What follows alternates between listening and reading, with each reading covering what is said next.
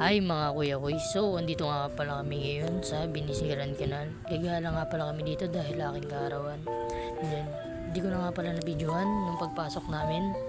Kaya dito ko na lang binidyo nung nakapasok na kami. At nag-ikot-ikot nga pala kami dito. Naghanap kami ng aming makakainan. Yan, pormadong-pormado si kuya ko niya, tol. Kasi, syempre, birthday boy. Then, naghanap pala kami ng aming kakainan dito. And then nung natanong na nga namin, pumunta na nga agad kami. And then nag-order, kumain. Ito, fast forward, pinilisan na nga pala namin. Then dito nga pala sa part na to, binagalan ko nga pala dyan para makita niyo siyang kumain. Titingnan-tingnan ko nga lang siya yan dyan. Pero di ko pinapaalala.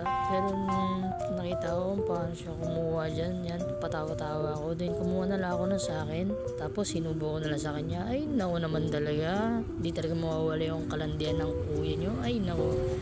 Pagkatapos nga pala namin ito kumain, papunta na nga pala kami nito ng market. Nagpahinga nga kami muna dito kasi naulan at basang-basa na kami. Kaya nagpahinga muna kami sa waiting shed. Hindi ko na nga pala nabidyohan kung paano kami sumakay at kung paano kami nakapunta dito. Kaya nag-ikot-ikot nga pala kami. Naghanap kami ng CR na kung saan magpapalit kami ng damit.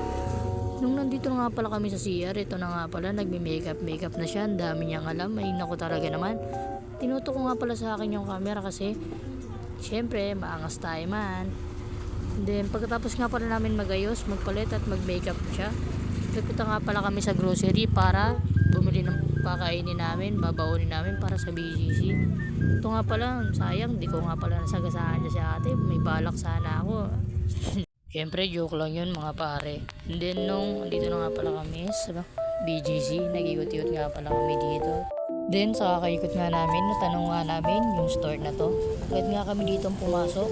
At ito, nakakagal siya. Hindi niya alam kung ano yung gagawin niya. Inano ko pala yun sa ulo niya pero hindi ko na nabidyoan. At ito na nga, mandar na nga ang kalandian.